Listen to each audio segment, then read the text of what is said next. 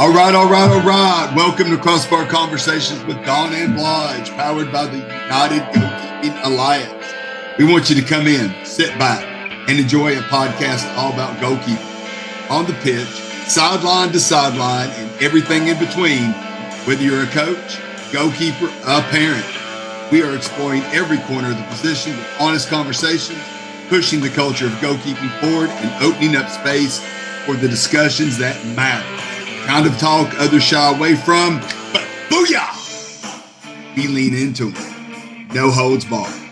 Big thanks to our sponsor, the United Goalkeeping Alliance. We'll share more about the UGKA later in the show, but for now, let's get this party started. Here's Don, Blige, and Eric. Hello, everybody. Eric Eisenhut here of the United Goalkeeping Alliance. Welcome to another episode of Crossbar Conversations with Don and Blige. Don, Blige, welcome, fellas. Great to be here again. I'm really excited about our guest today. Tony's a class act and brings an incredible wealth of and knowledge of the position and the game. But being from a different culture, that's going to be very, very interesting. So, Tony, welcome, man. So glad to have you here and looking forward to our conversations. Don? Yeah, it's the first time I've met Tony, that we've seen each other virtually face to face, and so I'm looking forward to this topic. So a lot of stuff to get into. Yeah, sure. Agreed. Let's introduce Tony first, if I may. Lengthy, but I'm going to read it quickly. Tony currently is a UEFA A licensed goalkeeper coach. He's the author of A Modern Approach to Goalkeeping, former professional goalkeeper, 186 appearances in the English Football League with Hereford United, Huddersfield Town, Carlisle United, Cardiff City, and Scarborough. Former professional goalkeeper coach with Birmingham City Women's. Former England national team futsal goalkeeper coach. Currently the head of Women's International Youth Goalkeeping at the FA in England. He's the FA's para-lead goalkeeper coach, lead goalkeeper coach for the men's deaf and blind squad. He's an international futsal coach and educator, two-time award winner, once in 2015 for the FA Disability Coach of the Year, and just recently in 2025 for the FA Para Achieve Together Award winner.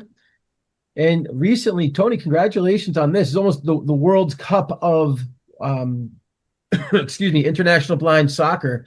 But the Nations Cup in 2025, gold medal for England men and silver medal for the women. And both of your goalkeepers were the goalkeepers of the tournament. Yeah, had a boy, man. That's great stuff. Congratulations, man. Look at this resume you got here, buddy. Good stuff.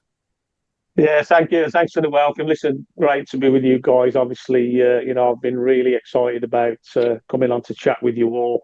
Great to meet you, Don, as well. Obviously, first time.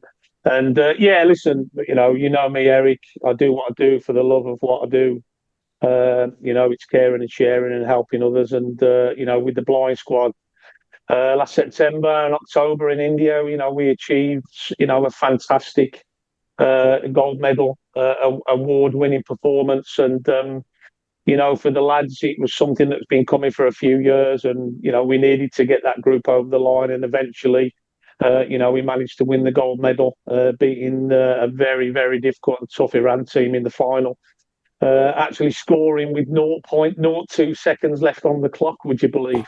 So that's amazing. And then, of course, to have back-to-back tournaments, I was there for 3.5 weeks, first the male and then the female tournament.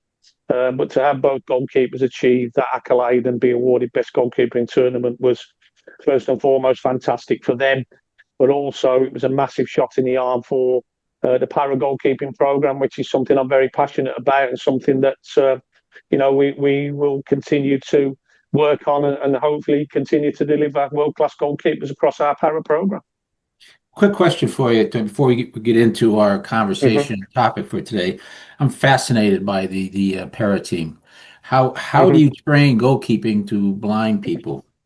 That's got to be it. Of course, just to clarify, Blige, that obviously in blind football, the goalkeepers are fully sighted. The players themselves that play on the pitch, they are blind.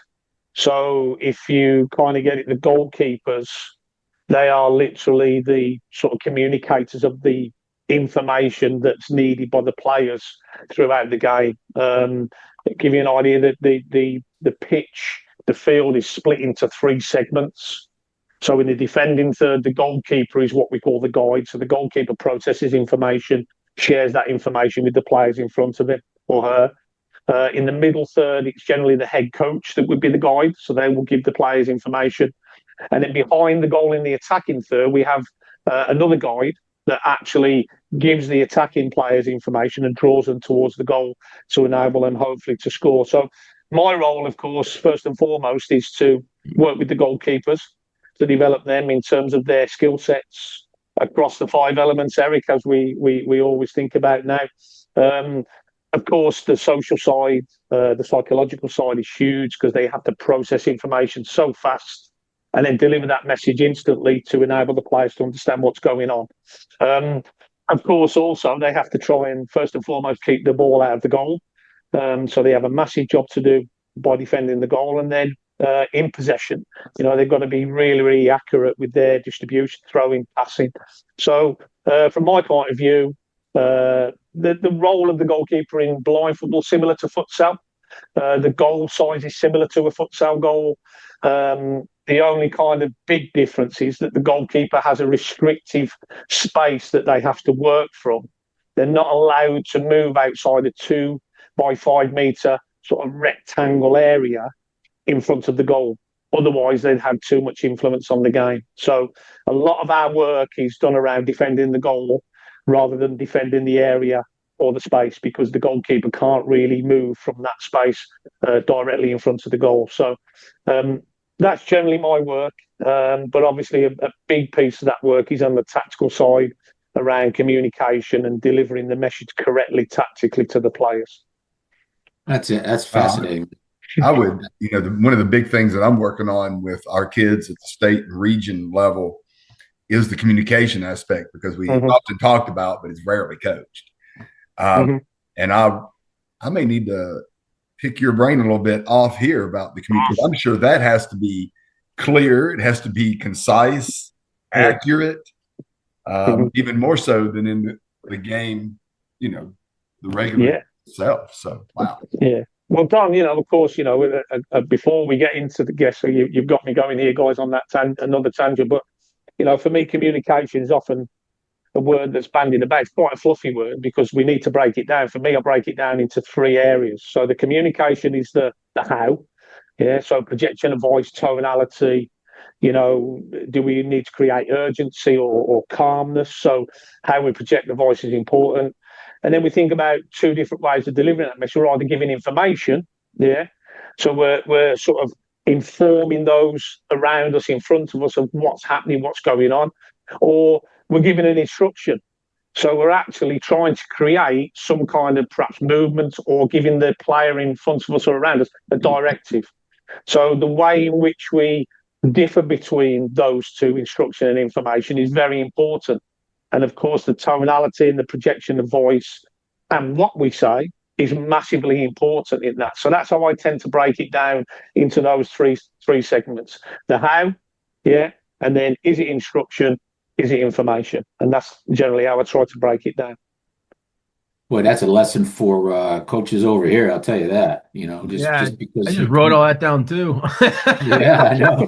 I'll take that. I'm going to go back and listen to it after we recorded it. Yeah. Well, we could even talk about, let's take that communication theme and let's just run with that right now with the topic at hand.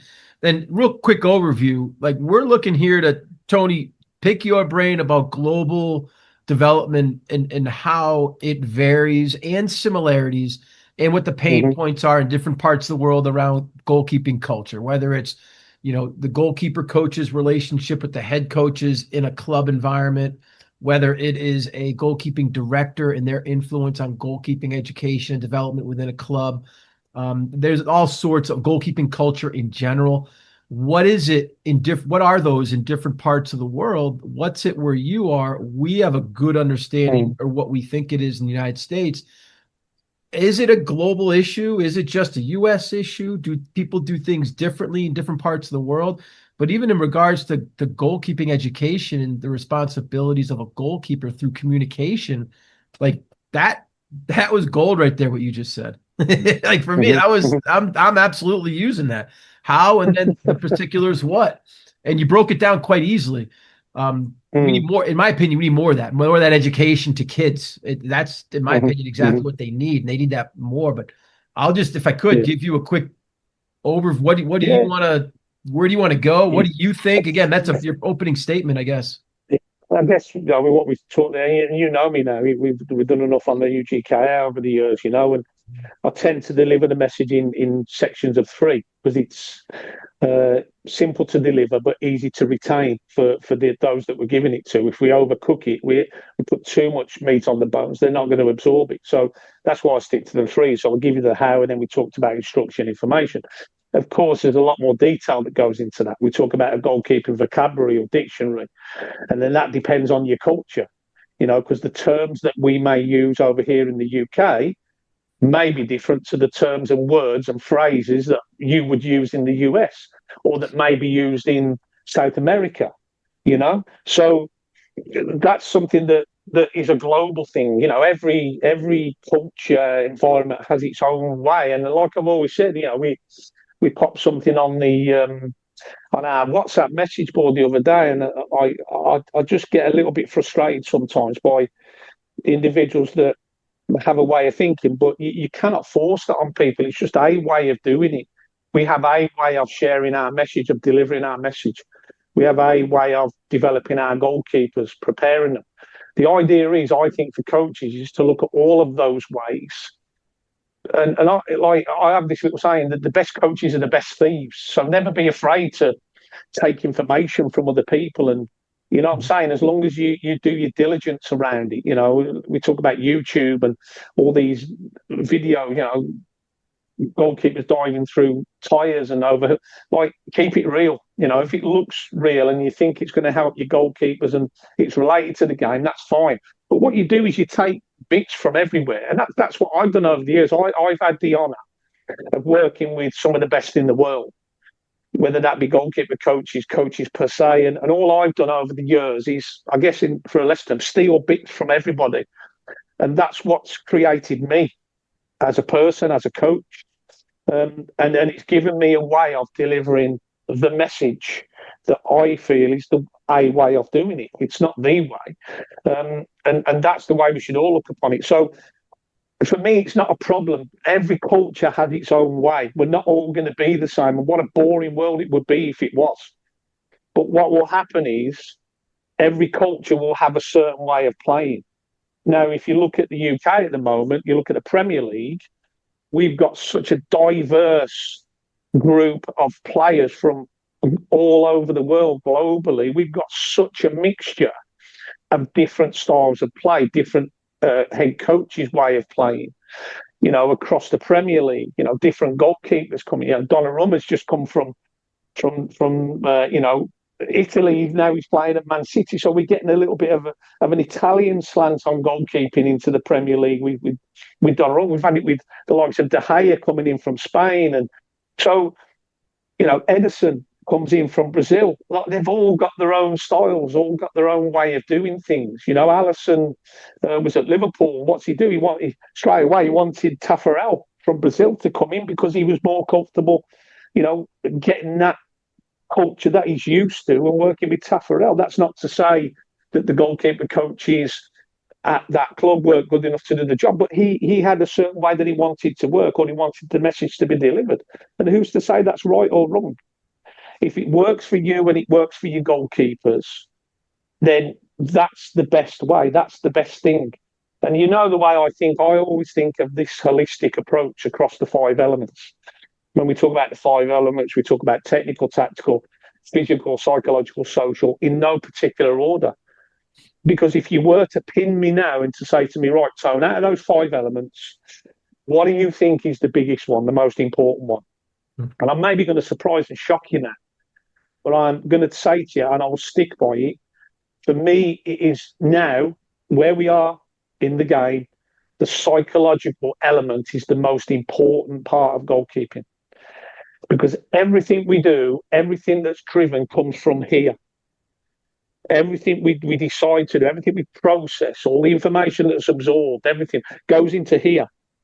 So without what goes on in here, how are we going to do everything else that we need to do and do with quality? So I have this other saying, again, I'll stick to the threes. For me, the psych drives the physical, which drives the technical. So we process, we absorb, we process, we send a message through the body, we then create actions according to what we've processed. So without this, nothing works. And, we talk about the mind, the psyche, we talk about emotional control, emotional balance. We talk about resilience, robustness, softness, being a goalkeeper. It's all involved around the head. And you look at where we are in the world currently, and people are talking about, a lot of psychological issues and problems that people have. They bring a lot of baggage, to us when we take them. We don't know what's going on in their heads. We don't know what they bring to the table, and so psychologically, mentally, we have to be so aware now as coaches of what's going on in our goalkeepers' lives. Because without knowing that, how do we know why they're not catching the cross? How do we know they're not moving from the line to clear the ball? We need to break that down. Like I said to you, for me, the biggest one for me is the psyche. We get that right, and we break our goalkeepers down. We learn more about them as people, not just as a technical, tactical player. We can help them so much more. That's just my opinion. That's subjective. So, as I said, it's a way of thinking, not the way. I would never say that. Yeah, Tony, great points. My question or interest actually is as well is within your own culture, within your with England, okay, from the youth developing through the higher up levels of the game. Do you think it's important to have a more of a consistency type of communication culture, and as the kids develop and grow up, and then when they go play somewhere else, internationally, whatever, then kind of let them develop what they need to do with the team so they could be successful. Like, for example, like here in the States, Tony, you'll go to, I'll do a clinic. Like I just did a clinic in Kentucky, okay, for the Kentucky Youth Soccer Association. Even at the ages of, they were 13, 14-year-old kids, their communication within the same organization was completely different. Almost like if you went to the next town, it's completely different. And I've always been a proponent of trying to bring that together somehow. So at least we're teaching something similar across the board. So it can help everybody be more consolidated, go in the same direction. Do you have that in England, or is it? I mean, as you're developing your young goalkeepers, do you try to get a consistency with the way they communicate, and then let that diverse later on, or how does that work? Well, I think we talk. People often ask me, when should we start? Like, we talk about technical stuff. Sure. And I'm a big advocate of goalkeepers in particular being comfortable using both feet, not being reliant on a dominant foot. I'm completely dominant right-footed because as a child I was never taught to use my other foot. So when people ask me the question, I say, well, when is now the best time to get them starting to do that?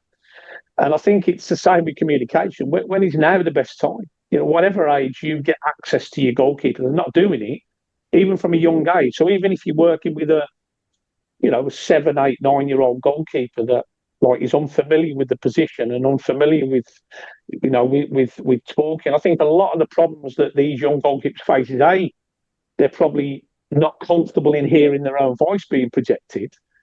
B, they don't know what to say because they've not been introduced to the vocabulary. And C, that it's knowing who to say it to. So for me, I try and do it in the simplest way. It's building blocks. So all I would say to my, if I'm working with a young goalkeeper in, say, small-sided soccer, as you would term it, they're like 5 or 6 a side, I'd start by working with a young goalkeeper. Let's say, the opposition get a corner. So I'd say, right, okay, this might be the best way to do it. So, when we get a corner and we've got the ball on one side and you've probably got a player stood on your post, okay, all I want you to do is just communicate with that player and get them on the post. And you just say to that player that we delegate for that role, right, can you stand on the post for me? Go and stand on the post. So that's it. That's just them one-to-one. That's all they need to do now. The other players can look after themselves, but the nearest threat to that goal, that corner's coming, is probably going to be that near post, that front post area. Does that make sense? With the kids probably ain't going to reach much further than that. So that would make sense. And then as the goalkeeper starts to build more confidence in that communication with that one-to-one, that individual, now I might say to the young goalkeeper, right, get that near post area sorted out, get that player on there. Okay, right, let's get one on your, if we're using the 11-a-side form, and get the next player on the 6-yard line. So deal with the players nearest to you. Does that make sense, guys? Yeah. Now, if we're doing it in an open play sense, it could be the nearest player to the goalkeeper is probably going to be a central defender. Yeah? Whatever format of the game you're playing, 5-a-side, 6-a-side, 9-a-side, probably going to be a central defender. So all I would say to the goalkeeper is, right, okay, I don't want you to communicate with anybody else other than that player directly in front of you, the closest player. Let's get that communication started. Now, here's 1 or 2 words or terms that I might want you to start using. Does that make sense? Mm-hmm. Yeah, total So sense. what you do is building blocks. You break it down. So you give them an idea of who, you give them an idea of what. Then you might start to give them an idea, a little bit of tactical stuff, when. Yeah, so in other words, if an opposing player has got the ball and they're driving at goal, with that central defender, I might just use the term close or press. Because that defender now knows I want them to go and press the ball or close the ball. It could be, I use the term no shot. So now the goalkeeper's giving an instruction, or information that they want them to press or close or no shot, stop the shot. So it's those building blocks. And then gradually you start to add more terms. Yeah.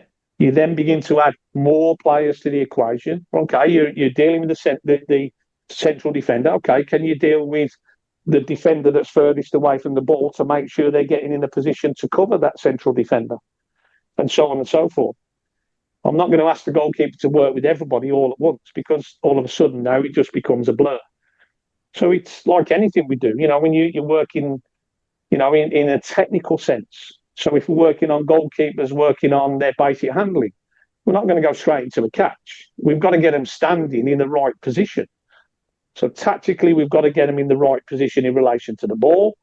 Then we've got to think about what I try not to call it a set position, because for me, that term now, it means that the goalkeeper's quite rigid.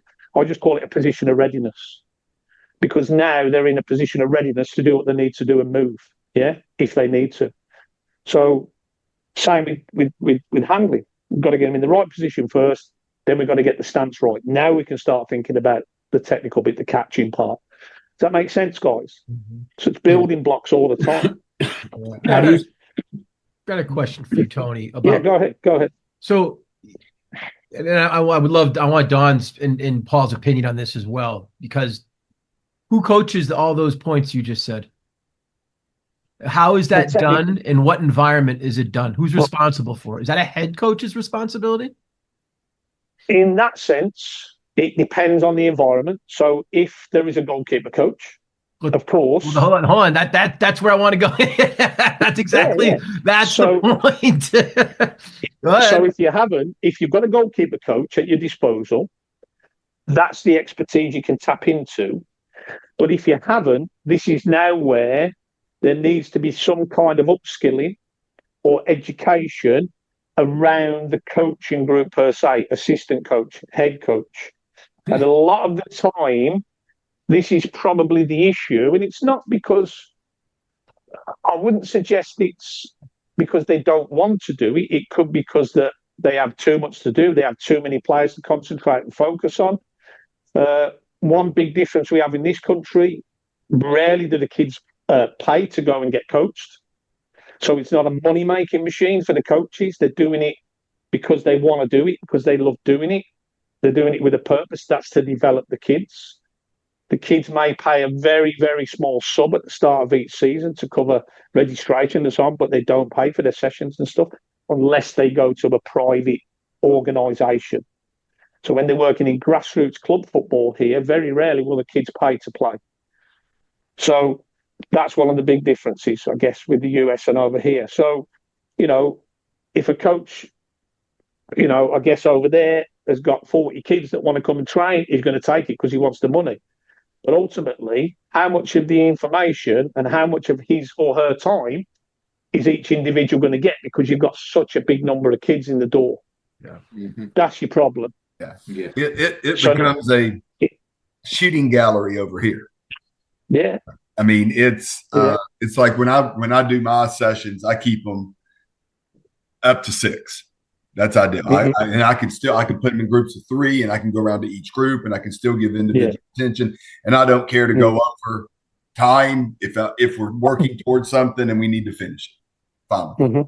But what you find in the club situation, if they have a goalkeeper coach, they'll have 25 or 30 kids out there, all different ages, different skill levels, and they're just firing balls out. And it's going back to your point earlier. If it's not a goalkeeper coach, it's at their disposal to coach those aspects. It could be an assistant coach. The coaches here in America, we've talked about this through numerous guests on it. For them to tap into our knowledge, right? Almost non-existent, because there's an ego here, right? They don't see a value in goalkeeping, and they don't see our value in our knowledge, and so they don't come ask. And if they do ask and you give them information, and I run into this a lot, they don't use it. So it is very, very different. Yeah. So I'm a huge advocate of clubs, and we haven't got it in this country still yet. But I believe that in every club there should be at least one individual that has a goalkeeper coach qualification, a go-to. Now, I'm not suggesting, like you've said there, Don, that 25, 30 goalkeepers should be looked after by one coach in a session. I would like to think if you've got that many goalkeepers, you'll have a lead goalkeeper coach, and you'll have some others that work with that goalkeeper coach. So at least you can split the group into smaller group numbers. Does that make sense? Oh, yeah. Yeah. Now, that works if the message is being delivered consistently through all of the goalkeeper coaches. Yeah. Most of the clubs don't budget for more than one. So, and like, I work with smaller clubs now, clubs that don't have the budget to hire one full time. But I'll go in and I'll run 2 sessions. Say it's a Monday night. I'll take the younger players, have them, because different skill sets, different things they need to work on. And then I'll take the older, more experienced ones in another session. So we don't have this varied. And then once I get them in ages, and I'll start to evaluate where they really are, I will move people up and down based on where they are, so that we can keep it some kind of consistency in training. It's not.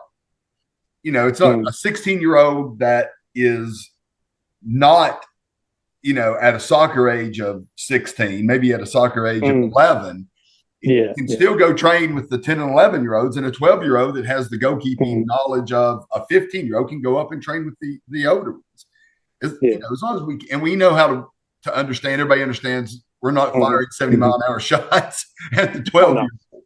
And it works out very well, but oftentimes that's not the environments that we have.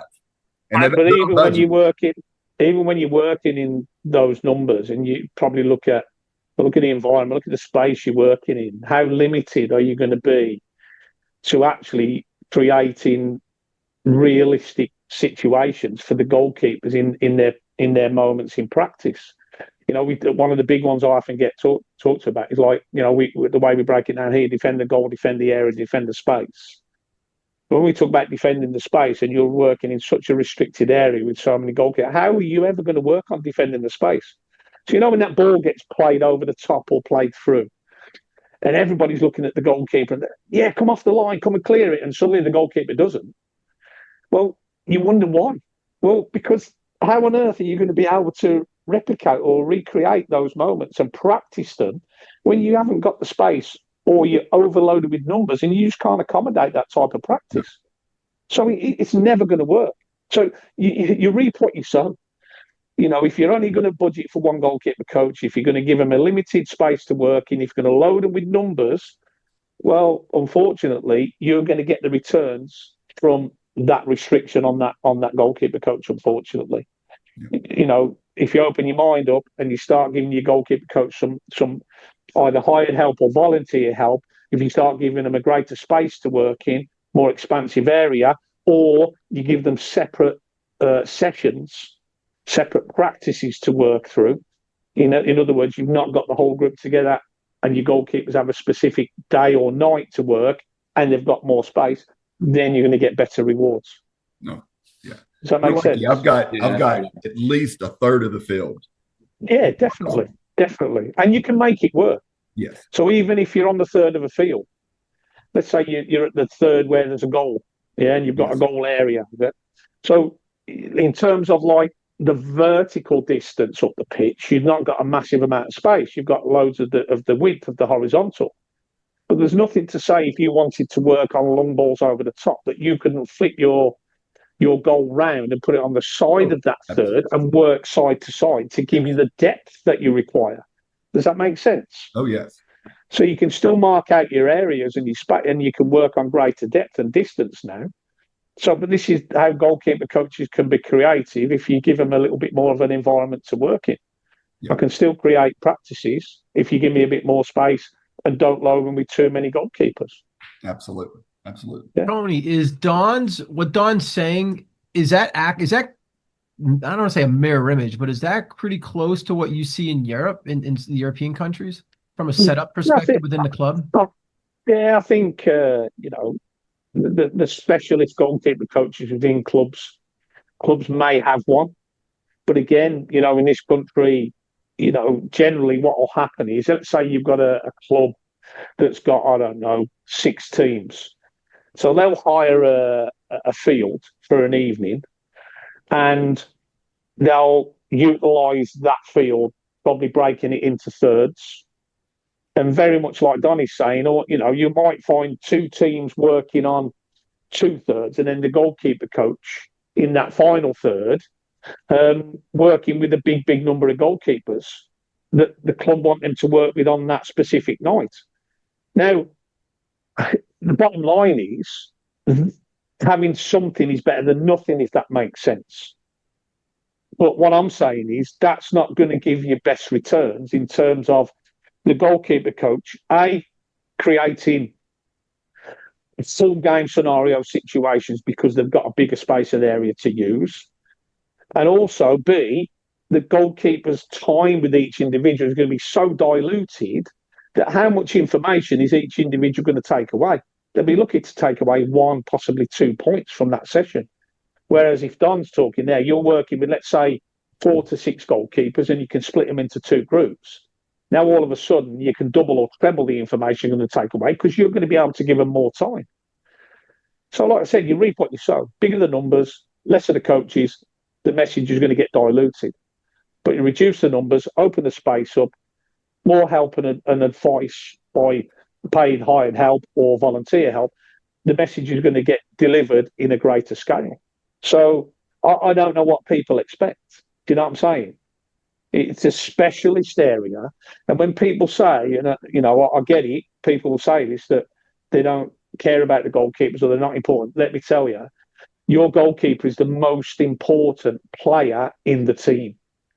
Most important, because they can win or lose your games like that. If you get it right and you develop them right, they will win you points per season. And they'll keep you clean sheets and they'll keep you in games.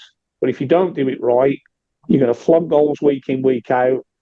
And depending on why you're doing it, if you've got that win-win-win mentality, well, you ain't going to win many games if you don't look after your goalkeepers. Yeah, now for me, it's about development. Yeah, it's kind of interesting to see the similarities, although there's differences between our cultures, We will be back after this message from our sponsors. Goalkeeper coaches, are you spread too thin? Are you coaching small groups? Are you coaching at a club? Are you coaching private sessions? Are you coaching in college? Are you selling equipment? Are you selling gloves? Are you running your own camps? Are you running your own clinics?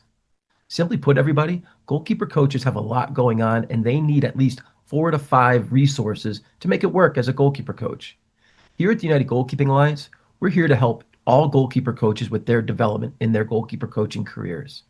For $99 a year, yes, a cup of coffee a month, you will join the United Goalkeeping Alliance as a goalkeeper coach and have the opportunity to collaborate with over 175 goalkeeper coaches worldwide. You'll have an immediate connection into the collegiate game to be able to share your highlight film of your goalkeepers, in addition to the ability to recruit if you are a goalkeeper coach at the collegiate level. You'll have 24/7 online and live support with business ideas, curriculum, and lesson plan support. We will also promote your club, your academy, your equipment, and anything that you do through our social media outlets. Last but not least, and definitely an important variable, all UGKA coaches have the opportunity to earn 50% commissions on all clubs and goalkeepers that they bring in to the United Goalkeeping Alliance. If you'd like to learn more, please reach out to me, proud board member Eric Eisenhut of the United Goalkeeping Alliance, at the contact information above. Thank you for listening, and back to our episode. And now back to our episode. My question to you, Tony, in your experience, how do we get that information going back and forth between goalkeeper coaches and team coaches? How do we start making that connection more? Because it's good, as you can see, we can understand from what you're saying, it's very frustrating. I mean, that is the void. That is the problem. The culture of goalkeeping, it doesn't really exist unless you have somebody who cares about the kids and tries to do something, but there's such a disconnect between decision makers, the head coaches, and the goalkeeper coaches, if they have them. What do you have a feeling for how we could start making that movement change here? You don't know what you don't know. Yeah. So the only way you're going to know is by finding out through the right channel. So the UGKA, perfect. Yeah, it's an education body for everyone or anyone. Eric and I have spoken about this, and the problem you guys have got over there, if it was the UK, you wouldn't have a problem. But because it's the US and you're so vast, it's probably an impossibility that you're going to be able to do what I would suggest. The only way you're going to do it is to get on the ground and to show people what they're missing. So if I go and deliver a workshop, I went to deliver one before Christmas to what we call a county FA. So we have regions in this country, they're known as counties. So I live in the county of Warwickshire, and we have a football association that works. Like we have the Birmingham County FA, we have Warwickshire. I went to deliver one for the Huntingdonshire FA. So I physically went to deliver a goalkeeping workshop to a group of coaches. I think we had about 30, 35 coaches on the evening. Head coaches or goalkeeper coaches? Both mixture. Okay. On-field coaches, goalkeeper coaches, grassroots, academy, across the board. We opened it up through the County FA. So if you're affiliated to the County FA, you can attend this workshop. I didn't just want it to be to goalkeeper coaches, and this was the message. So I said to the guys all day, get into the clubs, get into your grassroots, get the coaches there, get the head coaches, assistant coaches, bring them, let them see how important the goalkeepers are in the game now by us delivering the message to them. So I put together, and you've seen my work, Eric, you guys have through the UGK, I put together a PowerPoint presentation. We didn't get through it all, of course. I delivered it for about an hour and 15 minutes. But what I did was we worked on the out-of-possession model. So we looked at the out-of-possession game, defend the goal, defend the air, defend the space. I specifically worked that evening on defending the goal. So your shot stopping, save making, that type of stuff, handling, just your basic fundamentals. So I put a PowerPoint presentation together, delivered that to the coaches, and then we literally went outside onto the grass, and I transferred what they had seen in the PowerPoint presentation, and through conversation, I give them some tasks in the classroom and so on. And then we went out and matched that up with what that would look like. How would I deliver that message now to a group of goalkeepers based on the 2 or 3 aspects of the game that we were working on? So I then went out and covered activation and warm-ups related to the topic, out of possession. We went through like a functional practice, and then we did a live small-sided game, 6 or 7 aside, I think it was. But throughout that grass-based practice, I was then drip feeding the detail that I would need to deliver to help the goalkeeper develop on that aspect of the game. So when they get it from the experienced coach, who hopefully knows what they're talking about, that's when you get the buy-in. This is how important your goalkeeper is. This is the job they do for you. This is what it looks like when we need to develop them on the grass. Right, you take away what you've taken from this, go and deliver it to the masses. For me, that's the only way you can get them. We need to get the non-goalkeeper coaches onto these workshops, these courses. If they're not going to be able to get on the qualification courses, then we have to find a way. And that's what I do. We've got this at the moment, and I deliver for the FA. I deliver on the goalkeeping UEFA B courses now. And we've got such a mass number that want to get on these courses, but they can't. So what the tutors like myself do, some through the FA, some privately, we actually also go around the country delivering workshops. So if you can't get on the course and do a full course and then gain a qualification, at least we can give them some kind of formal education through workshops and so on. And that's the way we do it. So the message is still getting delivered. But unless we get these people to want to come and learn more about it, then it's not going to happen. We've got to show them how important the keepers are, how enjoyable it is, how fashionable it is. But I think it's the importance thing that matters most. You can't ever say to me, your goalkeepers aren't important. They are the most important player in your team.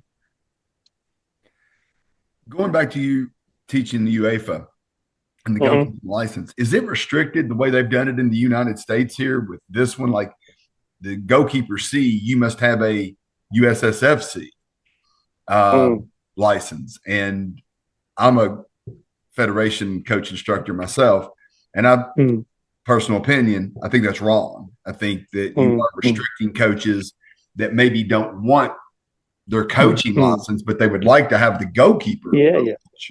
So is that the same in England? Do they restrict it that way? Well, and this is, my way of thinking about this, Don, would be in the UK, like you can do what you call the UEFA B goalkeeping license, which is our middle ground license. You don't have to have the middle outfield qualification. You have the one below, and then you can jump into the UEFA B goalkeeping. But by taking the one below, at least you've got some understanding of the game in general. I'm a big believer, and we've had it in the past where top-level goalkeeper coaches have wanted to come on coaching qualifications for goalkeeping, and because they played at the highest level, think that they can just go through the goalkeeping path. Yeah. And I kind of get that, because if you played at the highest level, fine, you know about the game, but you've also, it's one thing being a player, but it's another thing being a coach. Bam. You've seen it. You don't, like, some of the greatest players ever lived they've tried coaching but haven't gone on to be great coaches. So that's why they need to be standardized. They need to be checked. You might be a great keeper, but hey, hang on a minute, you might not be able to coach, mate. So if you can't coach, if you can't deliver the message, you might know it all, but if you can't coach it and deliver it, you're going to be of no use to the goalkeepers that you're going to work with in the future. That's why we check your levels of competency as a coach.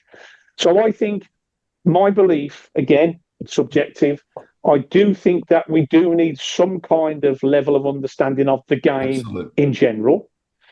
But then if you want to go on, as we're doing here now, you can do the higher level in terms of goalkeeping, which will then give you opportunity to specialise a little bit more in the role of the goalkeeper. But even at our B licence, that still involves now working with field players, working on parts of the game. So you don't just have goalkeepers in your practices; you have players. So we challenge the coaches and we assess the coaches on not just working with the goalkeepers, but how do they manage the players within the practice and keep them involved and enjoying the situation as much as they do for the goalkeeper. So it's managing groups, and if you don't have that base knowledge of the game, how are you going to be able to manage those on-field players? You're not. Yeah. So I do believe that you do need some kind of on-field qualification grounding to get you a basic understanding of the game. Oh, I agree. And vice versa. How long between, like, let's say you go for a UEFA B and a UEFA A goalkeeping thing, okay, if it exists, how much time do you think is between the two courses, for lack of a better word, do you think is worthy? Because it seems over here, you get a C license and then you got to wait a year or some ridiculous amount of time before you have a chance to get into the next one. And I think some people lose interest because of that. Yeah, I think, listen, you're always going to get what I call the paper chasers, who from course to course to course. I'm a big believer in gaining new knowledge and then consolidating that knowledge. I don't think you can go from one course to the next in a very close space of time. Mm-hmm. Now, a year in between, I think it's all dependent on the individual, and that's the skill of, say, us, the group of tutors, deliverers. That's the skill of us recognising the capability of the coaches that we are assessing, knowing what levels they're at, and then putting an action plan in place for those individuals. So we'll have some individuals that will come on the goalkeeping UEFA B, and straight away you'll go, do you know what? Bloody hell, this guy can coach, or this girl can coach.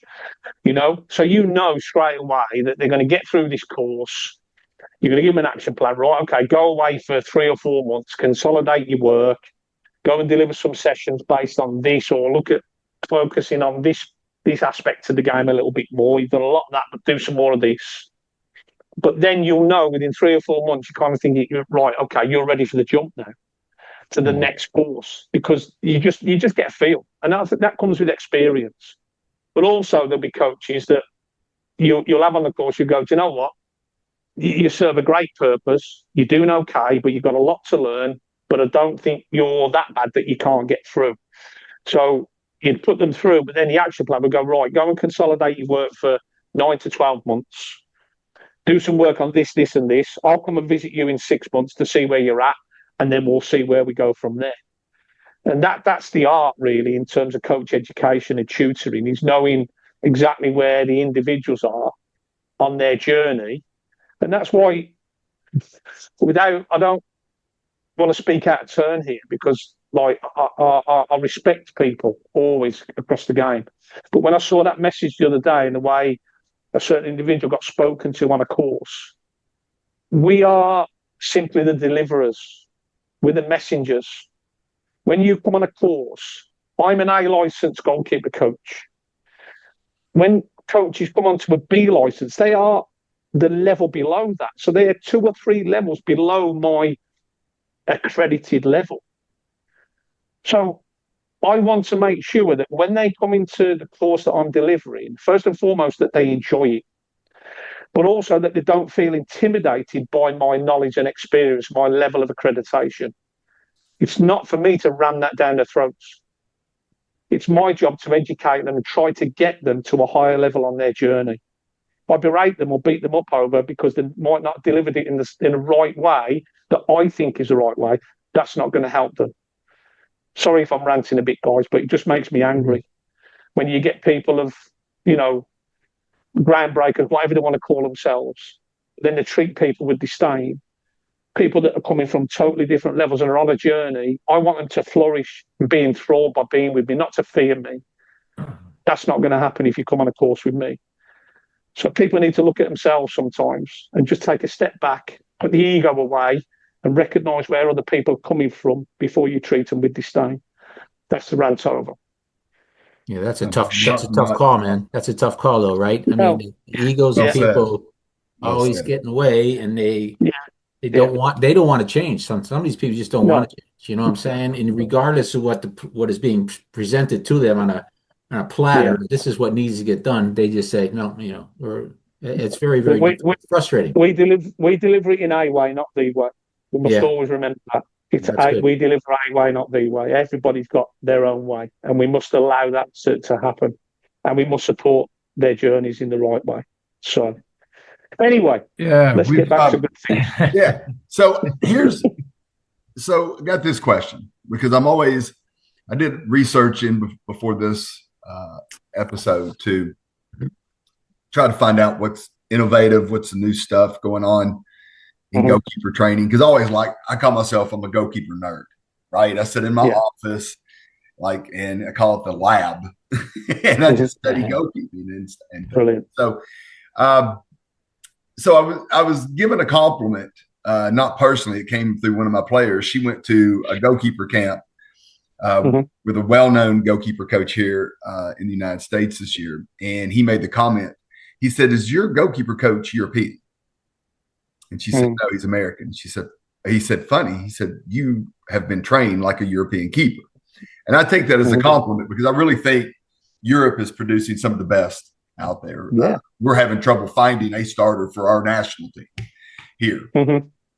What is in Europe, what you're experiencing? Who, in your opinion, is really producing the top level keepers right now? What are some of the new innovations that are out there, not only in training, but maybe equipment that maybe we haven't heard of over here yet, that you think, yeah, this is groundbreaking? Yeah, I think what's happening is, and this will continue to happen, is that the game evolves, guys, and generally when you look at game changing, rule changing, more times than not, it affects the goalkeepers.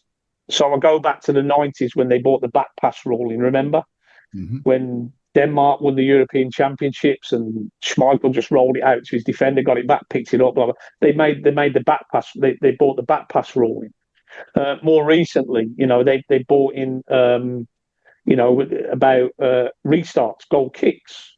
So players could now come into the box. So it kind of changed the way that teams built from the back, so they'd use the goalkeeper as an overload. Then all of a sudden we're having to start thinking about how we structure and set up in our defensive third when we're building the play from a restart, from a goal kick.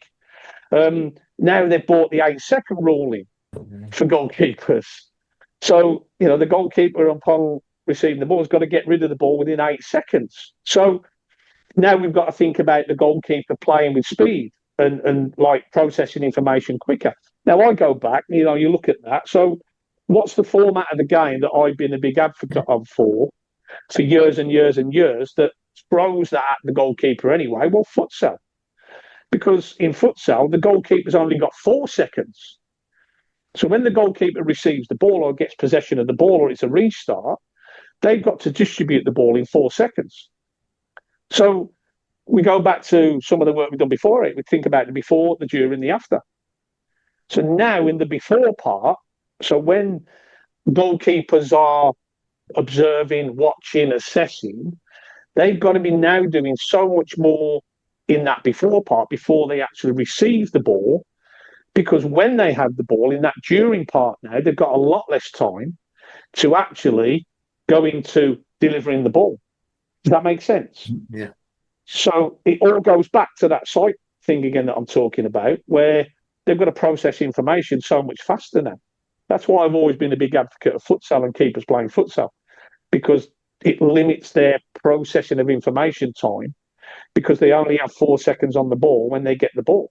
So they've got to know what they're going to do with the ball before they receive it. Now, are the referees and the officials sticking to this 8-second rule? I haven't really seen it. I haven't seen a lot of like free kicks or They didn't stick to the 6-second rule. Yeah, it's like, so I haven't seen it.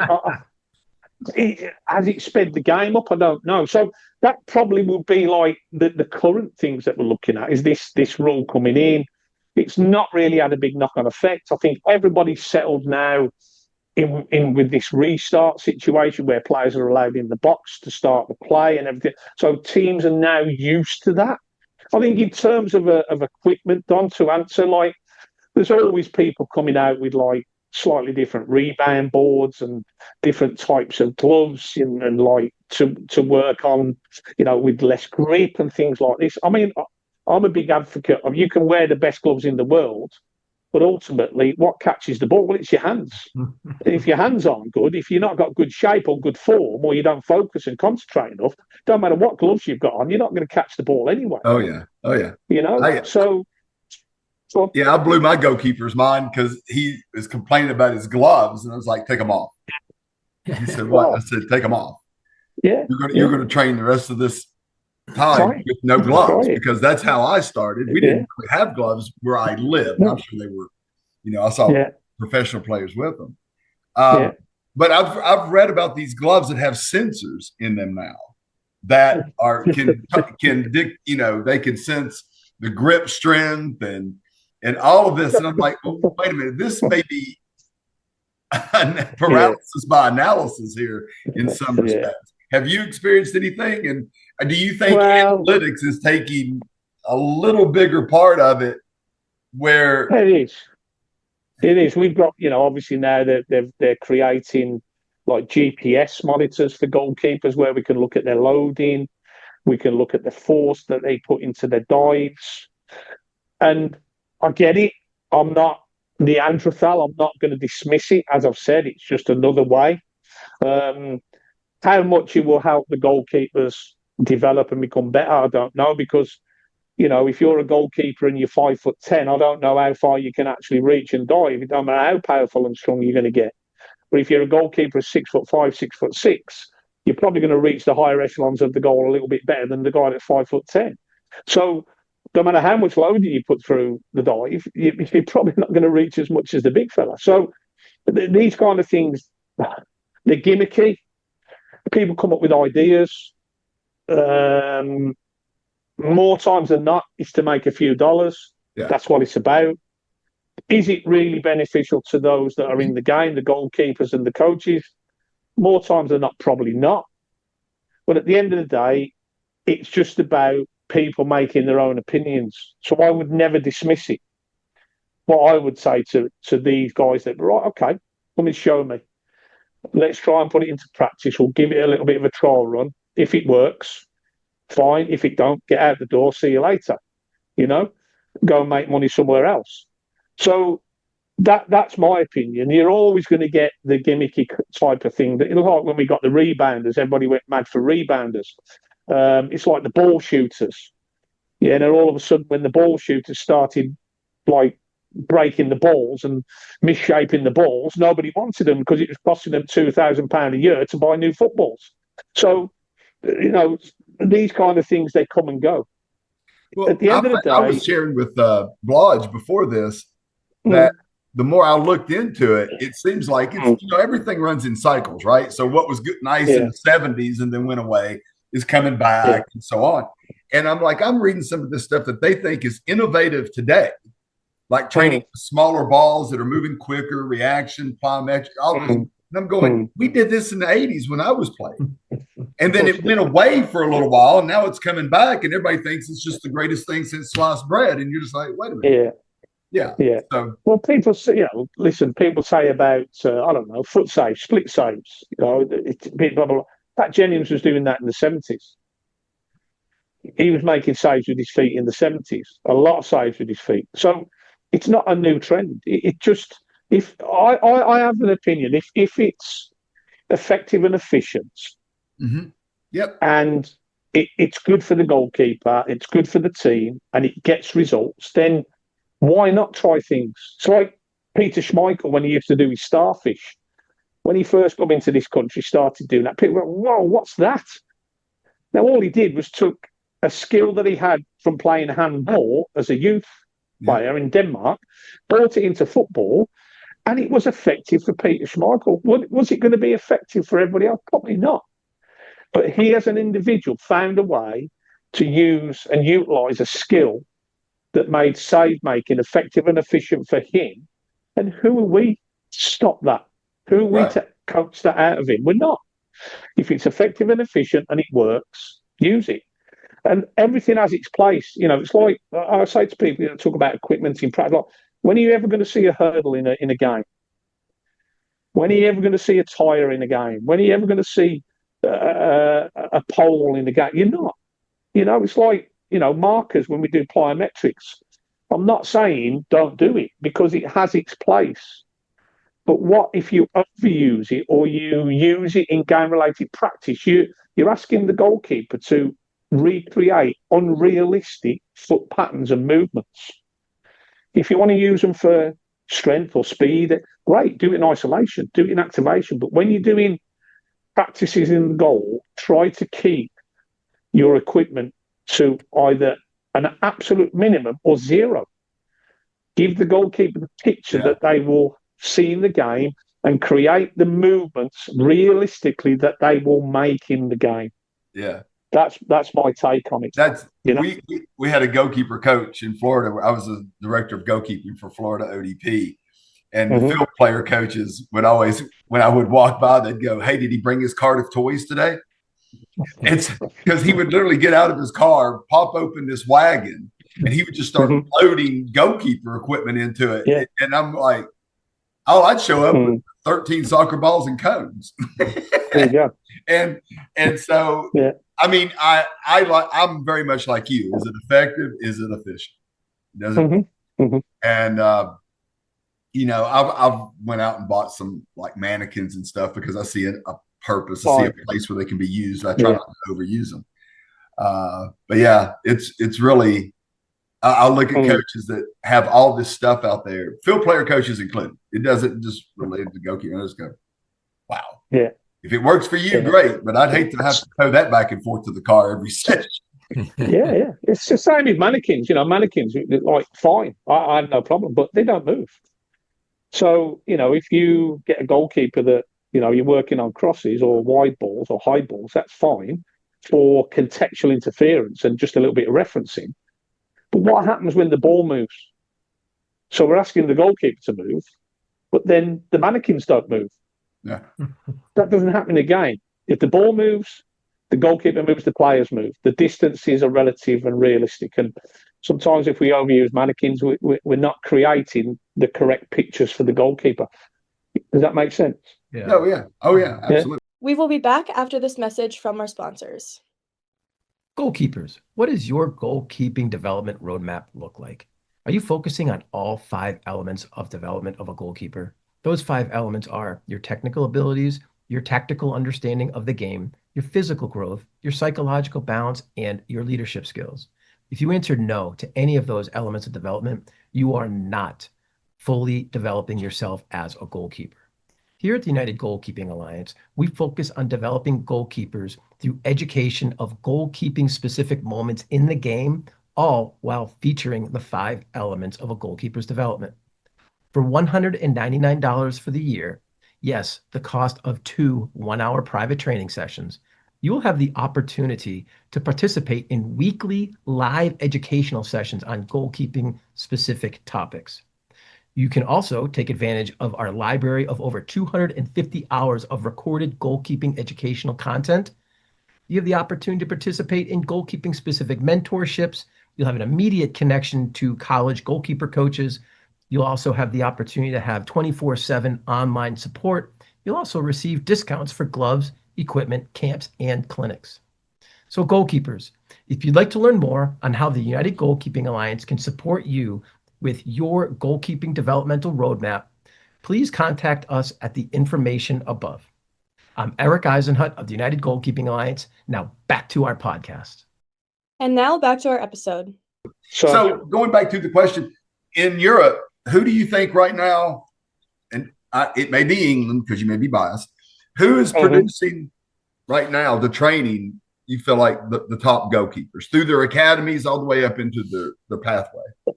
It's a tough question to answer because, again, everybody has their own different way and it's what fits for them. Obviously, in the UK, we have a way of working. I think the biggest challenge we have here in the UK for our young goalkeepers coming through the system at club level, especially in the Premier League and so on, is actually having the opportunity to play at senior level. Because, of course, in this country, if a club wants a goalkeeper and they need results, they're going to go and spend big money. Does that make sense? Oh yeah. So, and generally that's so. If you're, look at Man City, Edison kind of it was coming to the end of his time, and all of a sudden you think, well, who are they going to bring in? Have they got any English prospects? Blah, blah, blah. All of a sudden, bang, Donnarumma. Another goalkeeper from outside the UK, because clearly in their system they don't have a British-based goalkeeper that fits the dynamic for Guardiola. So they've gone with another foreign-based goalkeeper. Now, listen, I'm not saying there's anything wrong with that. That's their choice. But this is the challenge we have in this country is how many of our top talents actually get the opportunity to play at senior level in the highest level of football. So it's all horses for courses. Like, each country has its own talent. But I think the only way that talent is going to flourish is if the talent gets the opportunity to go and play at the highest level. So, question for you guys, when you've got young American goalkeepers developing and pushing towards senior level, pushing towards international level, where do they play? Do they play in the US or do they come to Europe or South America? Where do they go? MLS. So you've got a great opportunity then in the US to actually see your homegrown goalkeepers playing at the highest level in their home nation. Now, in the UK, that's quite tough, quite difficult, because we don't really get that. But that may not be, and I'm just this way, I'll just say it. I don't like the MLS. I think it's not even close to being the top level international league.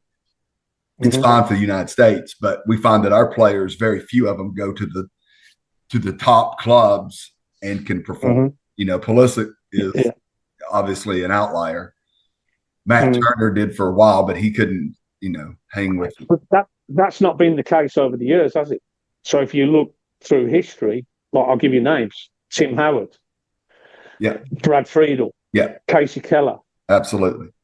Go on. So they have been there. I've openly said it. We spoke. I think you're in a very lucky position now. You now have in the US I believe is one of the world's top developer of goalkeepers, and that's Jack Robinson in your system. Jack's now working for the US Federation. Now, he's not Harry Potter. He's not going to wave the magic wand and start producing goalkeepers in like a minimalistic space of time. It's going to take time for him to get his philosophy, his structure into the system over there. But if I know Jack and I know his way of working, his diligence, he will do everything he can to make sure that over the next 10, 12, 15 years, the US are producing, again, a production line of top-level goalkeepers. Now, whether they have to come over to Europe now, as they have done in the past, to play at the highest level and then become some of the best goalkeepers in the world, because, when you were looking at Tim Howard, Brad Friedel in particular, at their peak, arguably, they were probably in the top 10 or 12 goalkeepers in the world. Yeah. Without a doubt. So, again, like I said, things come full cycle. So if you were saying to me, at the moment, who's producing the top goalkeepers in Europe, obviously you look at Germany, you look at Spain, you look at France, the top nations will always be the producers of the best goalkeepers, purely and simply because of budgetary situations. They've got the money, the finance to put into their development programs. So if you've got that finance, then you can give more to it, as we have in this country. As I said to you, I think the only issue we have in this country is that lack of opportunity to play in the Premier League because of the amount of money that's in there. It's easy to just go away and bring a goalkeeper in from foreign fields. And that's the tough thing. It must be very frustrating, because I know how hard the FA's goalkeeping department has worked over the years to work with many, many goalkeepers and bring them through the system, which is a fantastic system of development. And Jordan Pickford is, a key example of that. He came through the whole system from youth all the way through to full international. I think Jordan's into something like 70-odd caps for his country now. So it does work.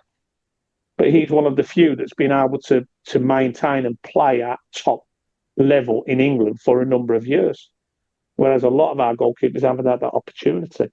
So until we can find that, where the younger goalkeepers coming through the system go and play at Premier League, but play consistently at Premier League, not just as a backup keeper, that's, I think, what will create the shift and the change. Ultimately, what happens is they'll get to a level, but then they'll go and play like the next league down, Championship, or even the league below.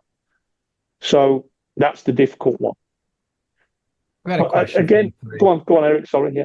No, it's okay. It's okay. I'll turn it over to you now, Eric. No, I just want to. I'm going to throw a question to the three back to you, truthfully, because as you're talking, I'm taking notes, and here's some of the commonalities and some of the things that I've been seeing.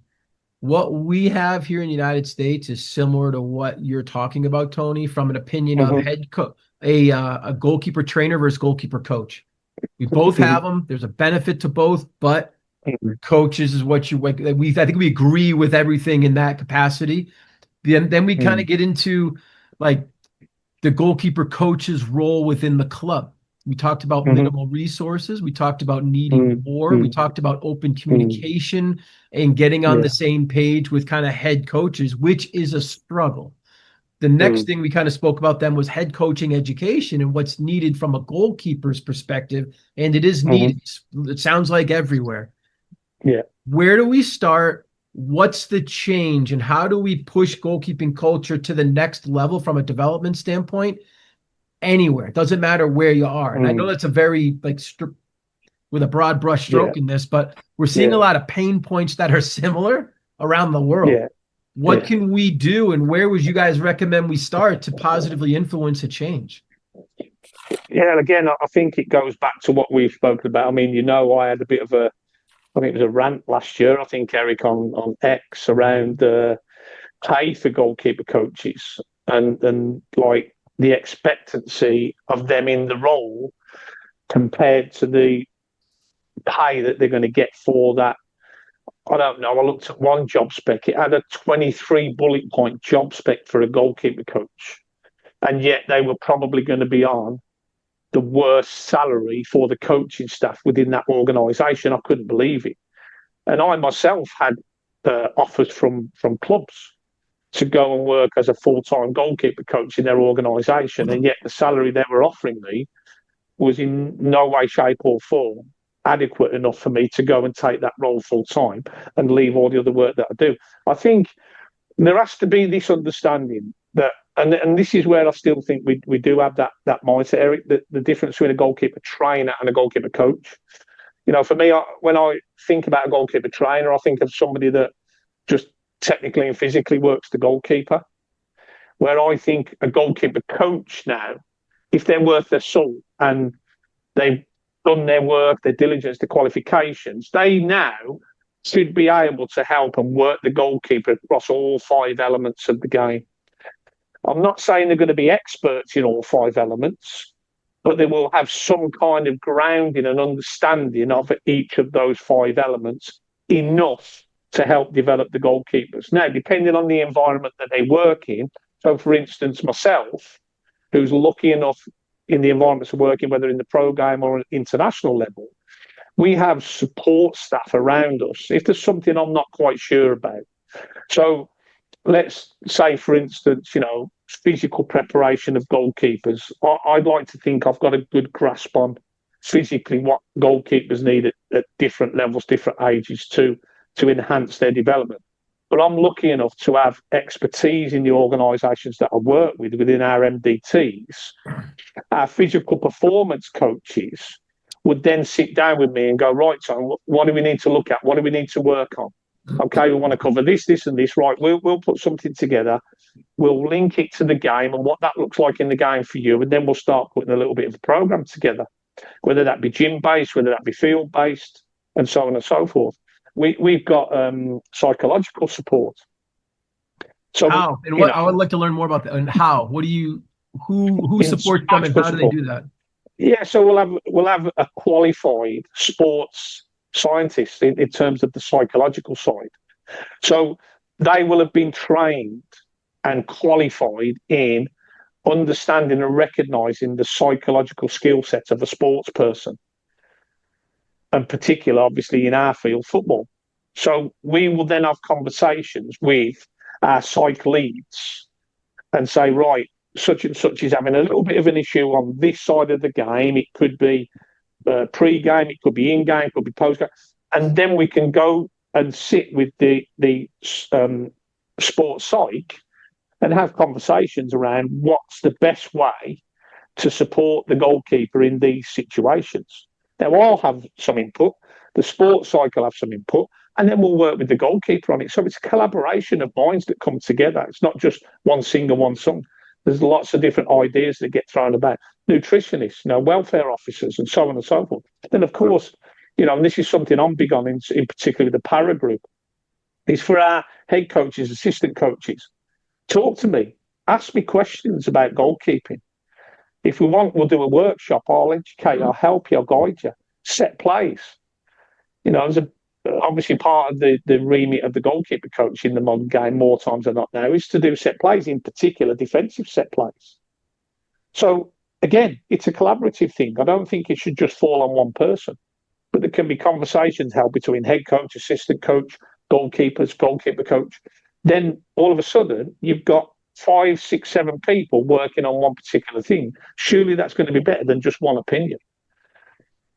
And collectively, you can try and solve issues, solve problems. Mm-hmm. Does that make sense? Yeah. Makes sense. So, but I'm lucky enough to have that. Now, you might not have that in your club situations there, but that doesn't mean that your goalkeeper coach can't access support to upskill themselves on any of those 5 elements that they need. It's out there. This is 2026, guys. Look at what's on the internet. Look at what the UGKA offers. How many coaches we got in our system now? Hundreds. Across the 5 elements, there's so much knowledge that each and every one of those individuals could offer, possibly in a slightly different way, which is brilliant. Yeah. But there's no excuses now for goalkeeper coaches, head coaches, assistant coaches, to not understand and learn more about the very specialist art of goalkeeping, because it's out there. For me, it's just lazy if they don't. On whose behalf? Excuse. On whose behalf? On the individual, on the head coach, on the assistant coach, on the goalkeeper coach. Right. The information is out there, guys. Don't be lazy. You're only going to get better if you put yourself out and you go and source and find this information and this stuff. How do you think? No ego here, but how do you think I've got to the levels that I've got to? It's not by sitting on my butt. I've grasped all my life. I've sourced information and knowledge. And I said to you, I've stole bits from here and there. Why not? It's made me a better person, made me a better coach. All I do is I put my slant on it and offer it in the way that I do it, a way.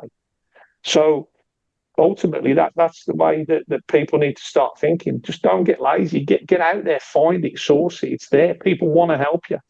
Learn more about the most important player in your team, because I guarantee the more you know about it, the more you'll understand it, and the more reward you'll get collectively as a group, because you all know more about that role than just one person.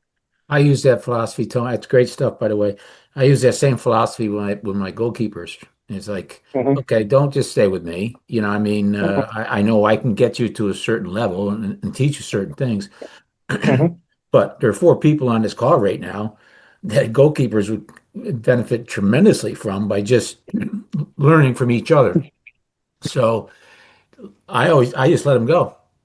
And then I always say too, it's like, okay, learn something from Tony, learn something from Don, learn something from Eric, and then mold your own thing out of all those, because that's one of the things I love about the goalkeeper position. You can take information from everybody and you can develop your own spirit out of the whole thing and be very successful at it.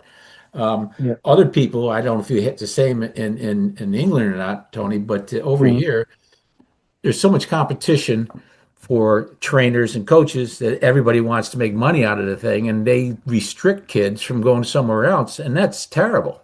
You can't have an ego. You can have an ego, but you can't have an ego in this position as a coach or a teacher where you will not allow your students to go somewhere else because then you're being selfish, and then you're restricting them to reaching their potentials, which is what I've always tried to be about.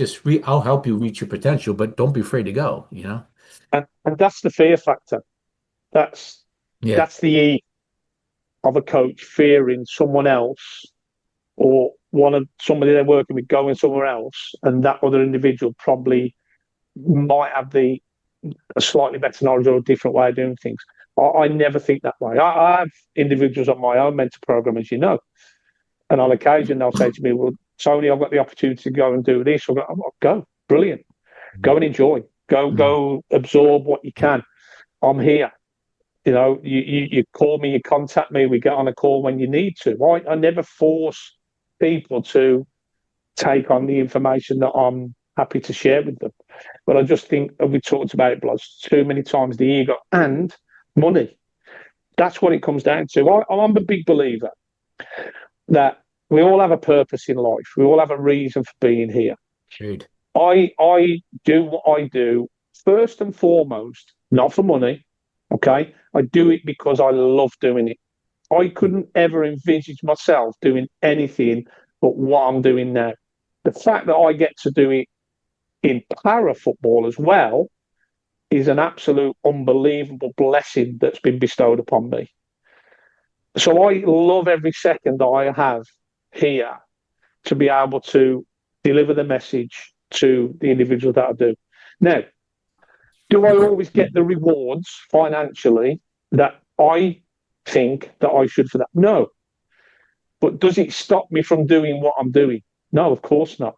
Because I know ultimately that the reward isn't just about the dollar or the pound. It's about the feeling I get when I see Dylan Malpass and Alicia Grimmon lift that goalkeeper of the tournament trophy.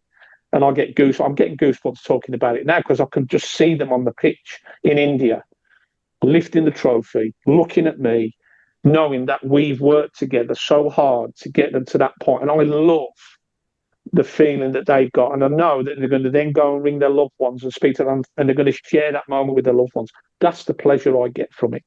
Mm-hmm. And that's all I need. And then, at the end of the year, we go to the awards night. Okay, you get awards and accolades. Don't do it for that. But the award isn't for me. It's for Tracy, for putting up with me, for allowing me to spend all hours that God sends. Sometimes when I speak with Eric and getting up at 1 a.m. and, when I'm in India and I'm phoning players to speak to them at 3 a.m. because of the time difference. That's why. And that's got to be your driver. That's got to be your purpose. It's not just about getting money out of those that walk through your door. Yeah, you know what, Tony, I respect that 1,000%, and I'm right there with you, as I know Don and Eric are. It's funny because, I was never taught how to be a goalkeeper coach. I was never taught how to be a goalkeeper. I learned it myself, and I didn't start until I was 25. Okay. And it's the same thing. If I charge and try to get money for everything I've done over the years, like everybody seems to be trying to do now, I'd probably be a millionaire by now, but to me, that's not what it's about. It's about you reach a certain level of expertise in what you're doing. And personally, when I felt that I finally reached a level of where I kind of knew what I was doing, then all I wanted to do is start giving my knowledge to other people. And the adage of the more you give, the more you receive is that's universal. And I've been so rewarded with friendships as you're on this call, goalkeepers, coaches around the world now, and just because of giving information, that's the reward. So I get it, and that's why you are such a wonderful human being that you are, because the levels you have reached, but why you do it is phenomenal and tremendous. So I think that more of us that teach the game have got to approach it that way, because then your rewards are phenomenal. They are. I got to share it's in not just a financial thing, you know. Exactly. Oh yeah, Eric, and again, look, we go back to lockdown, and you reached out to me, and I'd spent weeks, months helping people globally with presentations, with session plans, because they were stuck in a garden and Mum and Dad wanted some drills and practices. I did it, and we made the contact, and I gave you the 5 elements. I never asked for anything. I gave it you, and look at where we are now. How many years down the line? How many goalkeeper coaches? How many goalkeepers? That's the joy.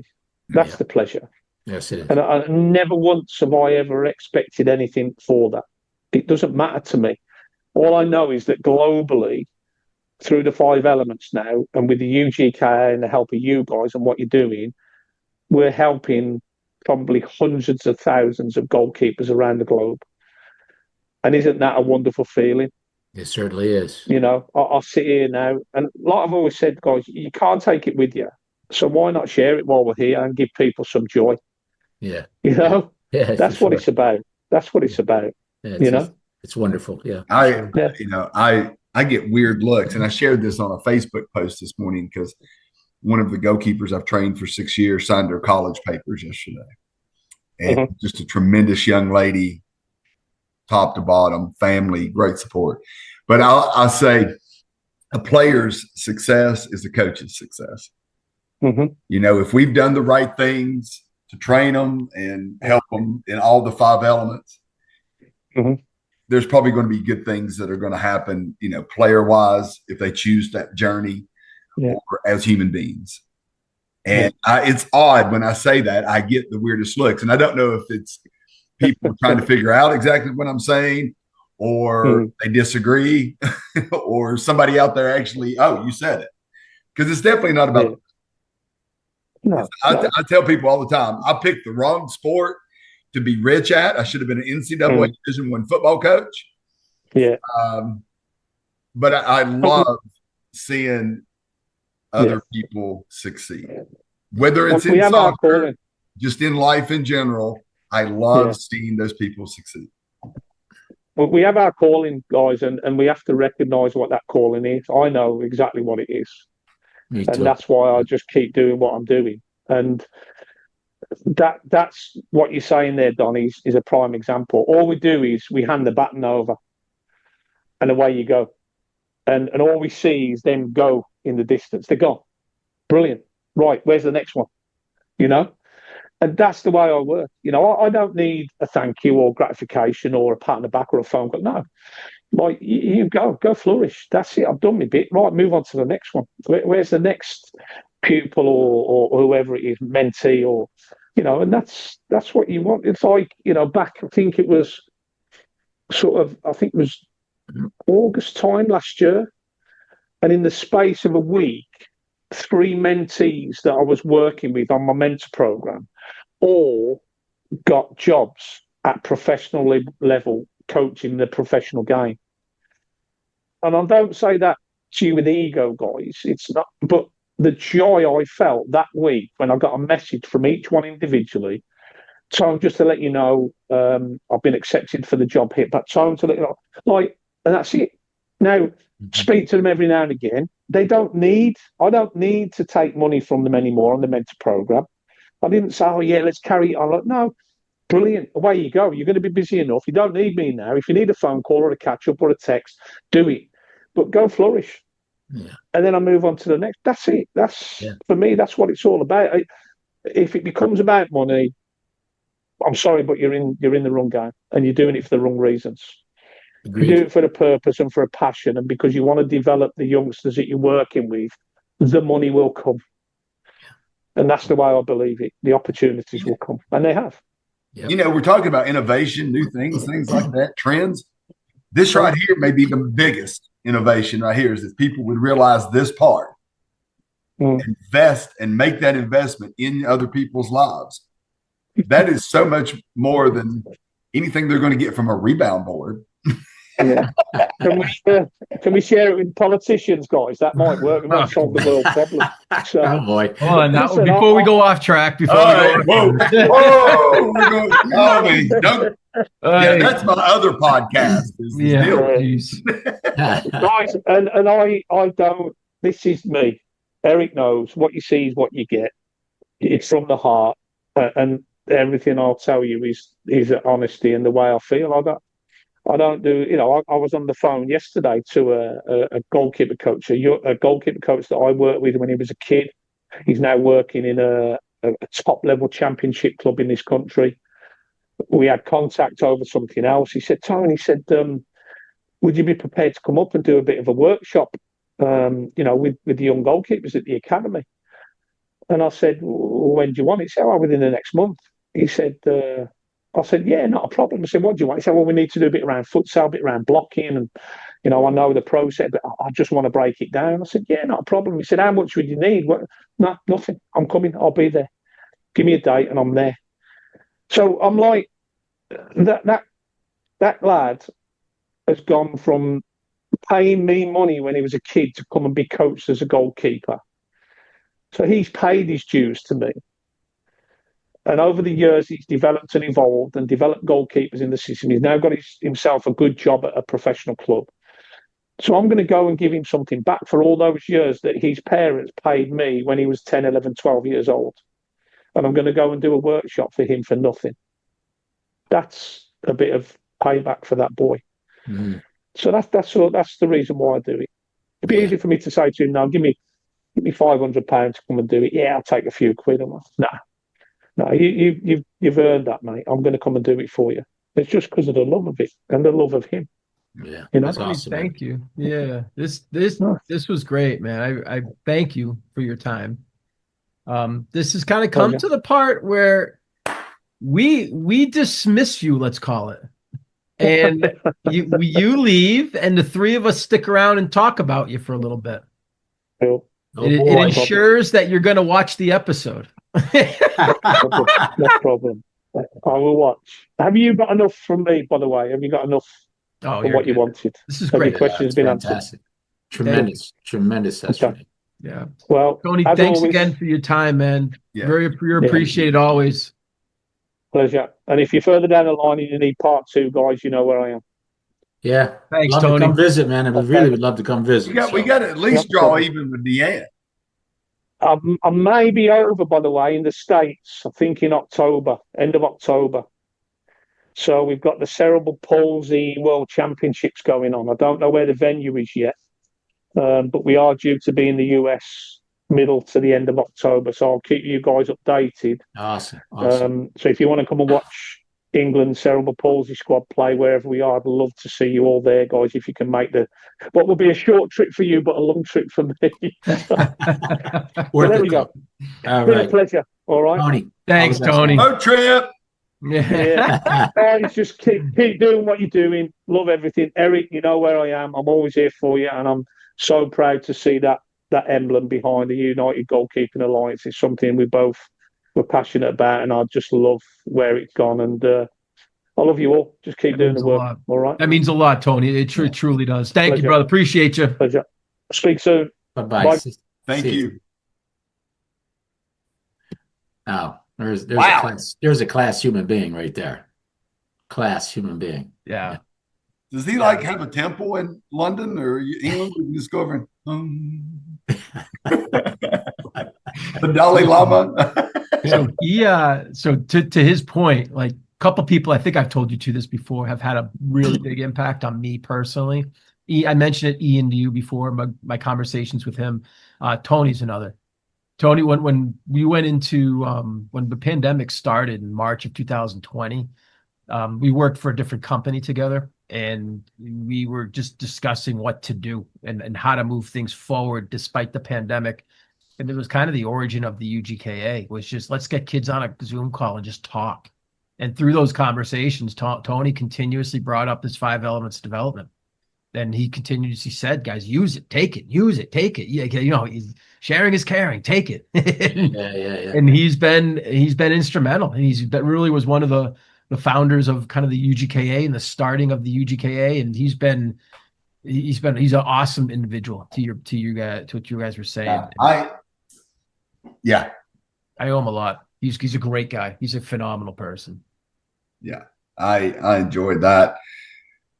Not only for the information relative to soccer, but when he was sitting there talking, I really thought, what, that part about why we do it and everything, That to some people is going to be innovation Mm-hmm. because they don't have that concept yet. No, they do not. They No. don't understand it's about relationships, trust. And that's what I felt like when Rachel signed yesterday. I've trained her for 6 years. And I thanked her parents for trusting me Yeah. to help her along her journey. And I'm not the only coach. Right. And I'm not anything. But the trust, the relationship with the family and her and stuff, and why we do it, it's just. Yeah, that's the reward, to see that you've had an influence somewhere in somebody's development, and they reach a goal in their lives that they've been working hard for, and being a part of that is the reward, in my opinion. And it's funny, I did this when I was a teacher. I can remember saying to students, "Say, listen, what you might be learning from me now might not make sense as you're right now." And this is when I taught from 1975 to 80.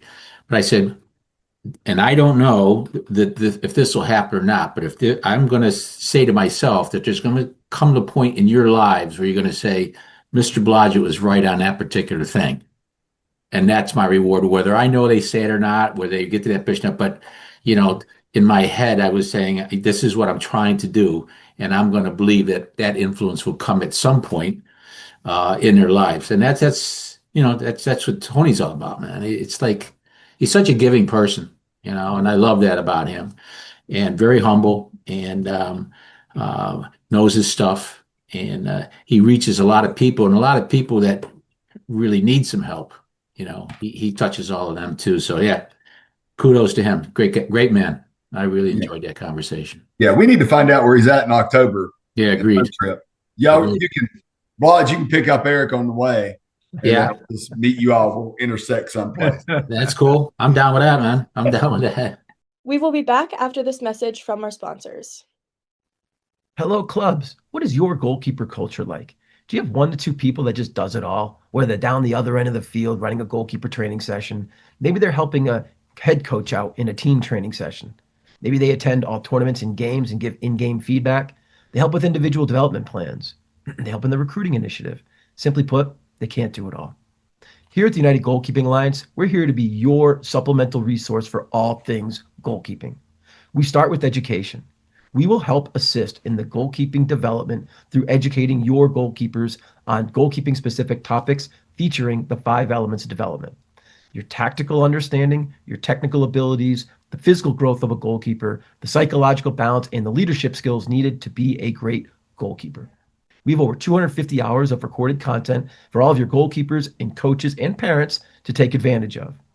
We offer mentorships for both goalkeepers and goalkeeper coaches. We offer lesson plan support and curriculum support for coaches. If you'd like to learn more about the United Goalkeeping Alliance and how we can help your club get to the next level with your goalkeeping culture as a supplemental resource, please utilize the contact information above. This is Eric Eisenhut of the United Goalkeeping Alliance, and now back to the episode. And now back to our episode. What did you guys think of what he was saying, though? Were you surprised about how similar it is in different parts of the world based on what we're kind of not uncovering, but what we're kind of putting a spotlight on?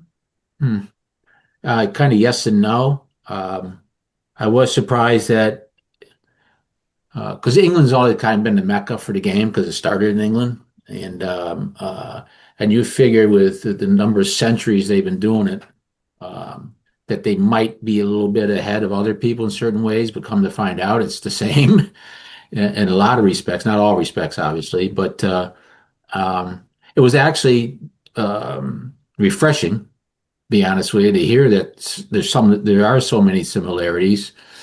There are the same problems, and we need to figure out now. It's obvious we need to figure out globally how we can advance the position, get more respect, and it doesn't just happen here; it happens there. That was a bit eye-opening. I kind of was hoping it might be that way, because I think we see that we are doing some things very right here with the UGKA, and to have somebody with his acclaim and knowledge and experience and wisdom in the game in a position that he says the same thing. So it was that is I really appreciated hearing that from him and learning that from him. So I honestly believe we are on the right path. I know this organization is doing the right thing and in the right way. And Tony just kind of supported that from a different culture, which is fantastic. Mhm. I like the part about, and you're already doing it, is you got to get on the ground. Yeah. Like he went and did a workshop Yeah. at a county there, which is what Blodge just did in Kentucky. Yeah. When he was saying that, I was like, we need more of that. Agreed. Right? And I did not know, Blodge, that this was done through the Kentucky Youth Soccer Organization, Association. Yeah. the governing body of youth soccer in Kentucky, right? Yes. See, we need more of that. I agree. Think club to club would take forever. I agree with that. And if you could, I think there's so many state organizations having their annual general meetings this time of year. Tennessee just had theirs. Blodge, was that what you were part of, to have so many people there? Was it their AGM? Yeah, this is their national convention. There was ODP there. There were clubs from all, from most of them from Louisville area, but but it was a statewide thing, definitely. Okay, and Florida just had theirs, and I'm sure several others have as well. Oklahoma had theirs too. Well, I know Alabama's having theirs this weekend. Mm-hmm. So it may be a good time to start looking at how do we get to these AGMs? How do we get in touch with these state directors? And Adam Keene's part of that in Oklahoma. Correct. Yep. And get boots on the ground to talk about this. And then it filters down from, and that's what I've always said. I thought our federation does a horrible job. Yes, I said it. I'm not kissing the ring. Yeah. Of sort of outlining what we should do as a nation soccer wise. They basically do it and then they go, well, just go off and do whatever you want to do now. Mm-hmm. Where most successful countries, their federation really gives a lot more guidance in what they should do. But as far as the goalkeeping, if it doesn't filter down to the clubs because they are left to their own devices. And I think that's why we're so far behind in development and all of that. So, the state is the happy medium. Yeah, well, with the Kentucky gig, it was they were very receptive, great people. See, they got some pretty smart people and visionaries on their board. But when I did my classroom session for goalkeeper culture, 10 people maybe in there, no head coaches, and I expressed that. I told the people that I met out there, I said, why aren't there head coaches in here? This should have been this room should have been packed, is what I really found. I believed. Okay. And because after both presentations, people would come up and it was just like an eye opener for them, which is part of our job going out there. But it also showed me that personally that there's a tremendous need everywhere, and I agree with you, Don, and Eric. I think it's a good idea. We get involved with these state associations and try to have more of a presence there. That might be a little bit more of an influential move for culture than it is trying to, because the clubs will be coming. If the state gets behind you, then the clubs are definitely going to come. But I agree with you, Don. I don't know that they will. Yeah, why not? I just don't think. I think the clubs, most of them think they're already doing it right. Why do they need to follow the state? The only thing they use the state for is to register teams, players, certain programs like coach education. But other than that, they have no desire to interact with the state. Mm-hmm. That was one of the things that I wanted to do early on was as a goalkeeping staff when we developed the curriculum. Let's be open and transparent with the clubs. Here's what we're working on. Here's what we want to see from the goalkeepers coming from your clubs, right? Mm-hmm. And I got zero support from who was in charge at that time in even doing that. And if the ODP program is supposed to be theoretically the top level of soccer in the state. That's what it really was, its ultimate mission before. Now we know MLS academies and all that probably really outrank them in ECNL, but you should probably take the lead on this. Someone should take the lead on this. I mean, even like those leagues, like I would challenge leagues. Like, what's your goalkeeping culture like? Do you have a requirement? There's a coaching requirement to coach in some of these leagues. You have to have AB or I don't know the licensing. I'm not going to pretend I know, but there is a requirement for head coaches. I think it's different. Is it MLS? I think it's different. Or whatever the state that say it's a level, or it's basically the academies themselves. Fair. I don't know, but I know that even in the ECNL, I know there's like if you're a head coach, you have to have boom, right, like a certain level. Yeah.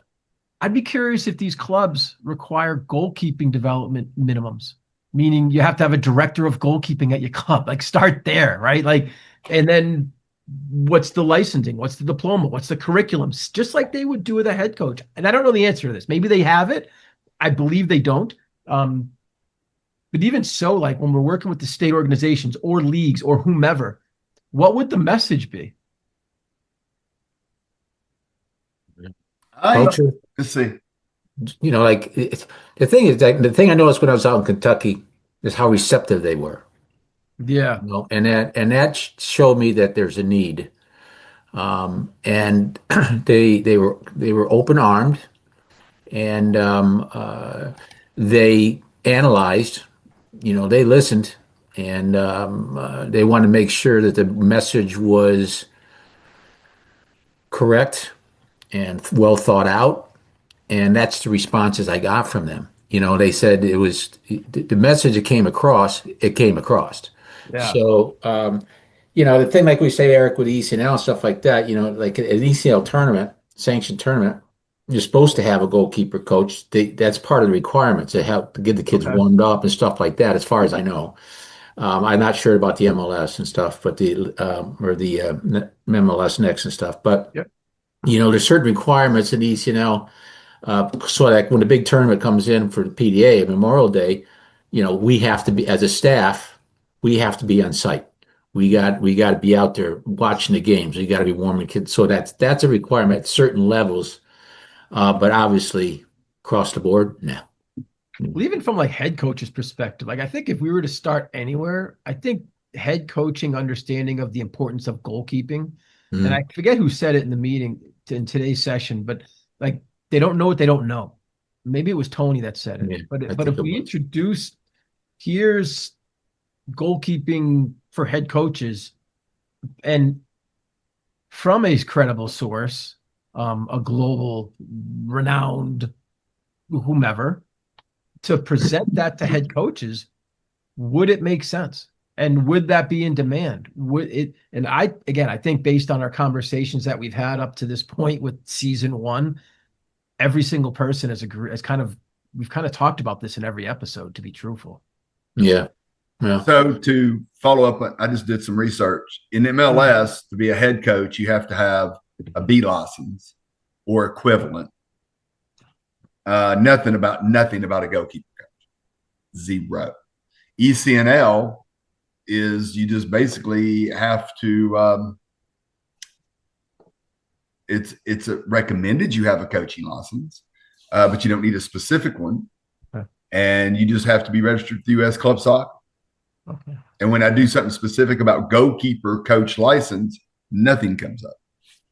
What, even from a club, Don, like based on what you're looking at, do they say anything like a requirement regarding a club requirement? Now, in most states have a requirement. Like in Tennessee, I believe to coach Division I, which is the highest level in Tennessee, I think you have to have a C. When you're talking a club Division I level, correct? Yes. So the state of Tennessee has 4 levels. Gotcha. Division 4 is rec. Division 3 would be rec competitive. 2 would be a little higher, than 1 would be the highest level. And so for Division 1, I think you need a C. Then for 2, maybe a D, and 3, grassroots. Whatever. Gotcha. So, but it's funny. There's the 2 highest leagues, MLS and ECNL in the country, and only one requires a B license requirement. The other one's like suggested or recommended you do, but nothing about a goalkeeper. Food for thought, boys. Yeah, for sure. So anyway, but going back to Tony, it is the similarities, and it's, I guess it's good in a weird kind of morbid way that they have the same issues we do. He mentioned money too. And I was so hoping they didn't. Well, now I was joking about the Lodge. I'm like, now it's a goalkeeping pandemic. Like it's a global pandemic. Like, we got to solve the world's problems now. Yes, we do. But, hey, listen, to wrap this up, as we always do, guys, final words. Your 2 cents is always valuable. Don, Blodge, whichever one wants to jump in and go first. I just had mine. We need this. I'm so hoping. Please save us. Yeah, somebody. You invented the game. Come on. Yeah, just in closing, it was I've talked with Tony before, but to listen to him, hear what he has to say. He spoke from his heart, which I loved. And he's right on. He's right on. He's a good man, does things for the right reasons. But we got a work cut out for us. I've been doing this for 50 years now. And my biggest fear when I got into it was the lack of culture.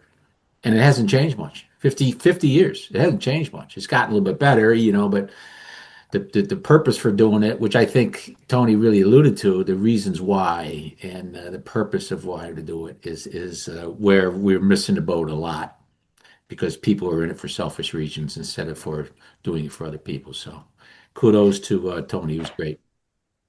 Thanks, sir. John? I had mine. I've had my meltdown. All right, fair enough. No, I agree with Paul. To speak to Tony, he spoke from the heart. First time I've ever met the man, but you could tell he was genuine. Yeah, for sure. And we need so many more people like that in every walk of life. True. But definitely on our side when it comes to our sport and our position. Yeah. Awesome. He's on my Mount Rushmore for me personally in regards to my own development.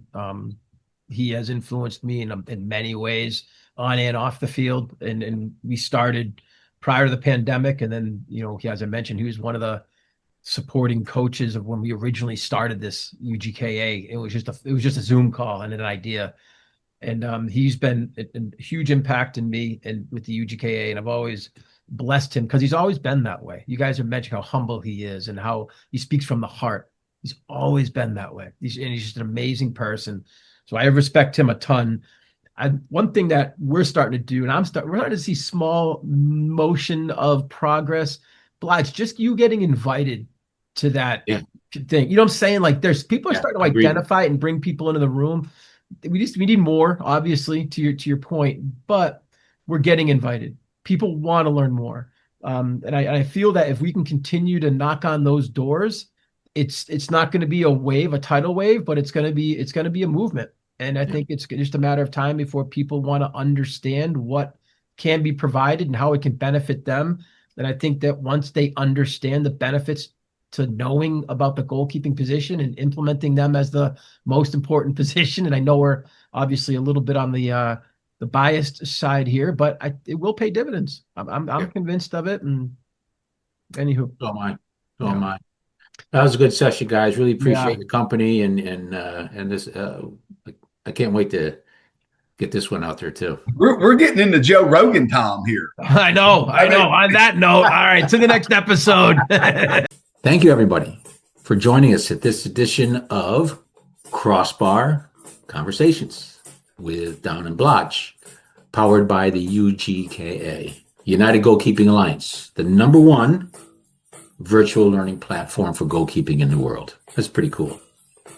We take the whisperings of goalkeepers from underneath the crossbars and we bring them to you in open and honest conversations. There's nothing about the position that we won't talk about. Looking forward to all of our conversations that'll be upcoming. You, as a goalkeeper, have chosen the most difficult position to master in the game. But remember, it's the best position in the best game in the world. Special thanks today for joining us with Eric Eisenhut, the founder of the UGKA, for offering his insights on what the UGKA is all about, as well as sharing his knowledge about the position and his passion of what he would like to see happen with it and what we need to work on. Thank you very much, Eric. It was great. See you next time. Crossbar Conversations with Don and Blodge. And we appreciate it very much. By the way, if you would like to offer your suggestions on different topics for us to talk about, feel free to contact us through the email address that you see at the upper part of the screen. That's info@unitedgkalliance.com. Once again, info@unitedgkalliance.com. That's it. Look forward to seeing you next time. Had a blast. Thank you.